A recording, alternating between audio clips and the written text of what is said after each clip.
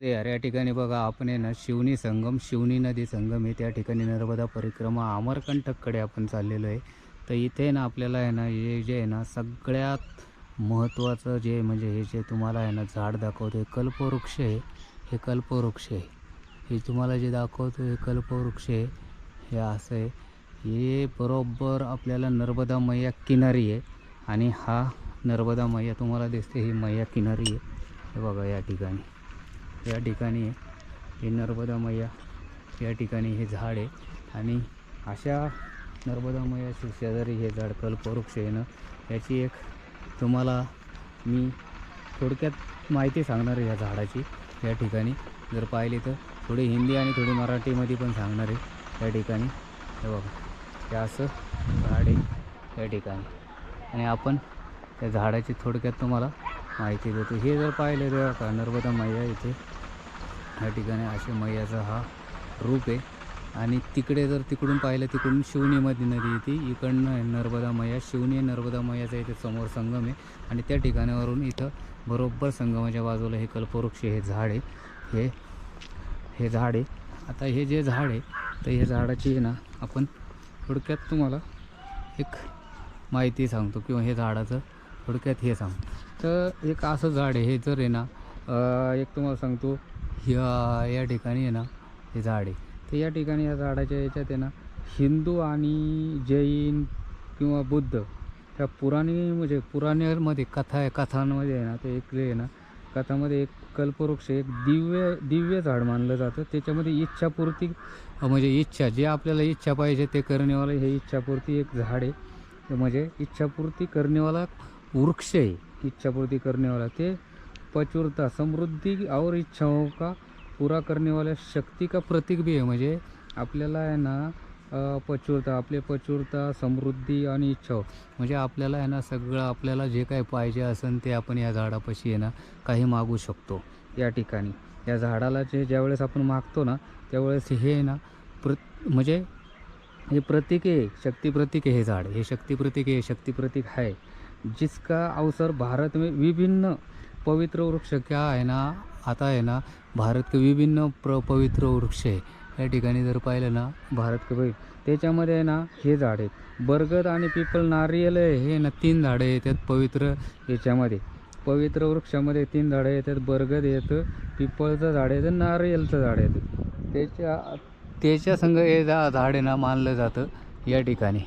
हे जे कल्पवृक्ष झाड आणि हे नर्मदा मैया किनारी आहे बरोबर आपण जर पाहिलं तर या ठिकाणी ते मानलं जातं. आणि आपल्याला आहे ना जो प्राप्त पोषण के आध्यात्मिक महत्त्व प्रदान करते आहे. म्हणजे पर्याप्त पोषण पर्याप्त आणि हा एक आहे ना दिव्य वृक्ष आहे. हा दिव्य वृक्ष आहे. हा जर पाहिला तर हा आहे ना या ठिकाणी दिव्य वृक्ष आहे. हे वृक्ष दिव्य आहे.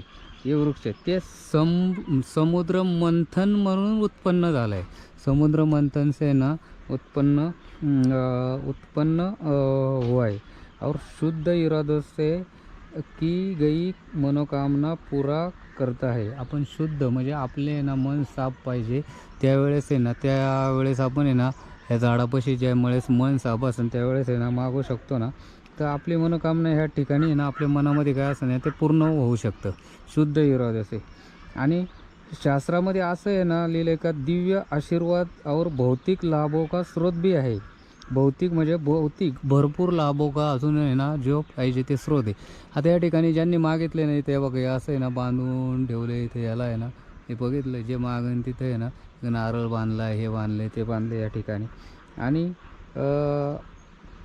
दुसरं या ठिकाणी असं आहे का आशीर्वाद भौतिक लाभोसा आहे पण एक ना स्रोत रूप से वर्णित किया गया. हा समुद्र मंथन म्हणून निघालेला वृक्ष आहे. म्हणजे वर्णित आहे आपल्याला जरा कल्पवृक्ष त्याचे ना प्रमुख पैलू काय काय आहे. प्रमुख पैलू त्याचा अर्थ काय कल्पवृक्षाचा अर्थ काय येतो ह्या ठिकाणी जरा अपने को देखा कल्पवृक्ष का अर्थ क्या है. इसका कल्पवृक्ष का अर्थ क्या है. अर्थ का मतलब क्या है. कल्प का अर्थ का इच्छा. कल्प म्हणजे त्याचा अल्प कल्पचा अर्थ काय होतो इच्छा होती. कल्प म्हणजे काय इच्छा होती अर्थ. कल्पचा अर्थ काय होता वृक्ष और वृक्ष का अर्थ पेड़ म्हणजे झाड. वृक्ष का अर्थ काय होतं झाड. झाड होतं. जिसका म्हणजे त्याचा अर्थ होतो जिसका अनुवाद इच्छापुरी, म्हणजे आपल्याला ना आपण म्हणतो का ना इच्छापुरी करनेवाला पेड़, आपल्याला जी इच्छापुरी करनेवाला हे पेड़ आहे त्याचा अर्थ पूर्ण होतो. इच्छापुरी करनेवालं हे झाड, इच्छा पूर्ण करनेवालं हे झाड आहे या ठिकाणी जर पाहिलं तर. त्याचा अर्थ आपण जर पाहिला तर अशा प्रकारे होतो. इच्छा अर्थ पाहिला तुम्ही, कल्प का अर्थ होतो इच्छा, कल्प म्हणजे इच्छा, वृक्ष म्हणजे झाड, म्हणजे इच्छापूर्ती झाड, इच्छापुरी करणेवाला झाड. आणि पुराणिक म्हणजे पुराण उत्पत्ती ऐसा म्हणजे याच्यात या असं मानलं जातं आहे का, ऐसा मानलं जातं की इसका त्याचा उद्भव म्हणजे उद्भव ते ना समुद्र मंथनमधून झालेलं आहे. हे झाड आहे ना समुद्र मंथन से हो आहे. ते इंद्र से स्वर्ग म्हणजे इंद्राच्या स्वर्गामध्ये निवास आहे ना, त्या निवास म्हणजे इंद्राचे घर आहे ना त्या ठिकाणी हे झाड आहे ना वावरत असतं. हे झाड म्हणजे निवास करते त्या ठिकाणी भेटते आपल्याला हे झाड. इंद्राच्या स्वर्गामध्ये हे झाड भेटतं. हे इच्छापूर्ती हे झाड हे स्वर्गामध्ये आहे. त्याच्यामुळं आपल्याला या ठिकाणी जे काही मागू शकतं ते या ठिकाणी आपण मागू शकतो, होऊ शकतं. त्याचं म्हणजे अर्थ तर तुम्ही पाहिला. त्याच्यानंतर हे स्वर्गातलं त्याचा प्रतीकवादक म्हणजे हे दैवीय उदारता आहे. प्रतीकवादक हे दैवीय उदारता आहे, प्रतीकवादक. त्यानंतर आध्यात्मिक समृद्ध आपल्या आध्यात्मिक जीवनमध्ये संभावना हो, म्हणजे आपल्या आध्यात्मिक जीवन में संभावना हो और परिस्थिती की समंजस का प्रतीक आहे. परिस्थिती म्हणजे आपल्याला अपने को आहे ना संभावना आणि परिस्थिती का समंजन का एक प्रतीक आहे.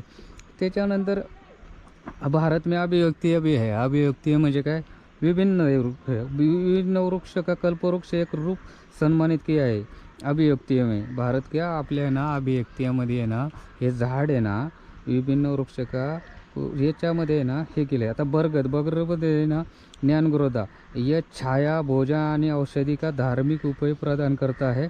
हे बरगदचं झाड छाया भोजन औषधी आणि उपयोग, बरगदचं झाड, वडाचं झाड. ऐका तर पीपल काय करे, इसे पवित्र माना गाना है और ऐसा माना जाता है कि देवता इसी पत्तों के जड़ों में निवास करता है. म्हणजे त्या आहे ना देवता आहे ना इसके पत्तों में निवास करता है. हे पिपलच्या झाडामध्ये देवतांचा वास आहे, त्याच्यावर निवास करत आहे. आता महुआ शमी पेड़ हे ते काय आदिवासी लोकांचं आहे ना, महुआ शमी आहे ना याचे काय. तर जोशीमठ शहबूत का पेड़ हा प्राचीन शहद का पेड़ है जोशीमठ. इसे कल्पवृक्ष के रूप में पूजा जाता है और जो अपने आध्यात्मिक महत्व के लिए माना जाता है जोशीमठ. पण एक आहे ना शहतूत का पेड़ है. महुआ का ये जो है ना महुआचा एक है ना शमी का पेड़ है. तो आवश्यकले महत्व विशेष शीर्ष क्षेत्रों में है.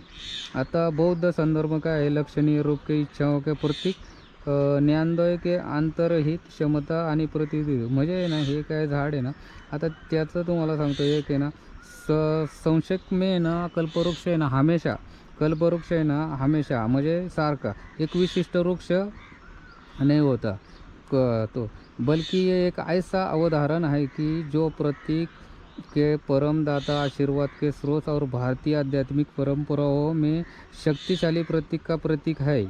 म्हणजे हे वृक्ष शक्तिशाली प्रतीक का प्रतीक आहे वृक्ष असं मानलं गेलेलं आहे वृक्षाचं.